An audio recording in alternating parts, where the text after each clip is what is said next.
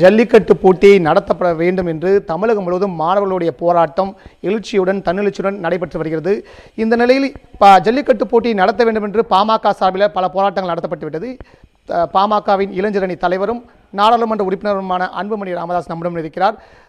மக்களினுடைய உணர்வுகளை பிரதிபலிக்கும் வகையில் நியூஸ் 7 தமிழ் தொலைக்காட்சி மக்கள் மனதில் ஜல்லிக்கட்டு என்கிற நிகழ்ச்சியை தொடர் நிகழ்ச்சியை 12 மணி நேரம் நடத்தி கொண்டிருக்கிறது. தற்போது அன்புமணி ராமதாஸ் அவர்களிடம் சில கேள்விகளை முன்வைப்போம்.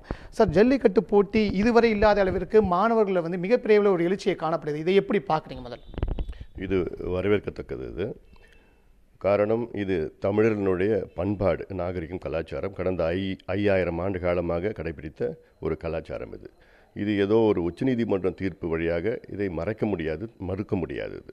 அதனால்தான் இப்பொழுது மாணவர்கள் தானாக வெளியில் வந்து அரசியல் சார்பற்ற இயக்கங்களாக அவருடைய உணர்வுகளை வெளிப்படுத்துகின்றார்கள். ஆக இப்பயாவது மத்திய அரசு இந்த உணர்வுகளை புரிந்து கொள்ள வேண்டும். காரணம், கடந்த காலத்தில் இதே மாணவர்கள் தான் இலங்கை தமிழர்கள் அங்கே படுகொலை செய்கின்ற நேரத்தில் வெளியில் வந்து உணர்வுகளை கொட்டினார்கள். ஆக இப்போ தேவை, இன்று பார்த்தீர்கள் என்றால் உச்சநீதிமன்றம் இடைக்கால அனுமதி கொடுக்க முடியாது என்று சொல்லியிருக்கின்றார்கள். ஆக இப்பொழுது ஜல்லிக்கட்டு நடத்துவது மத்திய அரசு கையில் இருக்கிறது. அல்லது மாநில அரசு தனியாக வேறு விதமான ஒரு சட்டத்தை கொண்டு வந்து நிச்சயமாக நடத்தலாம், நடத்த வேண்டும், நடத்தி ஆக வேண்டும். அப்படி அனுமதி கொடுக்கவில்லை என்றால் நிச்சயமாக அவர்கள் உணர்வுகளை தடுக்க முடியாது. அவங்க நடத்திட்டு தான் இருக்க போகிறாங்க. அதனால் அதுக்கு யார் நடத்துகிறாங்க, நாங்கள் ஆதரவு கொடுக்க போகிறோம். இந்த நிலையில் அவசர சட்டம் ஏற்ற சூழ்நிலையில் மத்திய அரசு இருக்குது என்று நினைக்கிறீங்க? நிச்சயமாக இருக்குது, எல்லா அதிகாரமும் இருக்குது. வேறு விதமான சட்டங்கள்லாம் இருக்குது, எப்படி வேணால் கொண்டு வரலாம். அதில் அவசர சட்டம் கொண்டு வந்து நடத்திட்டு அதுக்கப்புறம் தான் உச்சநீதிமன்றத்தில் வழக்கு வந்தால் பார்த்துக்கலாம். அதுக்கப்புறம் ஏன்னா ஒரு ஆண்டுக்கு ஒரு முறை நடத்துறது அது நம்முடைய பாரம்பரியம், கலாச்சாரம்.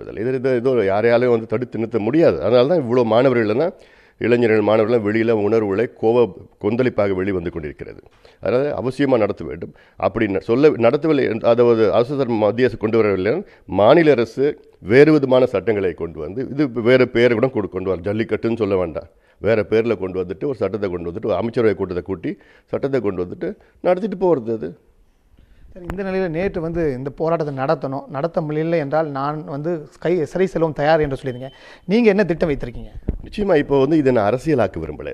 இது நம்முடைய பாரம்பரியம், தமிழர்களுடைய பாரம்பரியம். இது ஏதோ பாட்டாளியின் கட்சியா, அந்த கட்சி எந்த கட்சியாலாம் அரசியல் இது உள்ள செலுத்தக்கூடாது. இதில் யார் நடத்தினாலும் நாங்கள் ஆதரவு கொடுக்க போகிறோம்.